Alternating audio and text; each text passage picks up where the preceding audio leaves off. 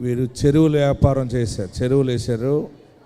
మా చెరువులు పనిచేస్తే 10 టీవీ స్పాన్సర్లు సమర్పించి కేక్ పట్టుకెళ్ళి కేక్ కట్ చేస్తామని అనుకున్నారు.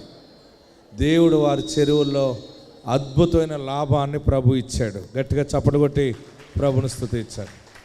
వారు చిన్న సాక్ష్యం చెప్తారు. నా పేరు కళ్యాణి, మేము శృంగవృక్షం నుంచి వస్తున్నామండి. మేము 9 సార్లు స్పాన్సర్ చేసాము ఇప్పటి వరకును. అయితే 10వ సారి స్పాన్సర్ చేద్దామని అనుకుని అన్నయ్య దగ్గరికి లాస్ట్ మంత్ 15వ తారీఖున వచ్చి అన్నయ్య చెరువులు పోయినాయి అని చెప్దామని అనుకున్నాను.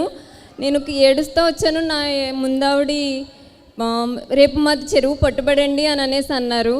నేను ఏం చెప్పాలో తెలియక మాది ఈ నెలలో పట్టుబడి అన్నయ్య అని అనేసి అన్నాను. నేను దీవిస్తున్నాను, వెళ్ళు, దీవెనలతో వస్తావు నువ్వు అని అన్నారు.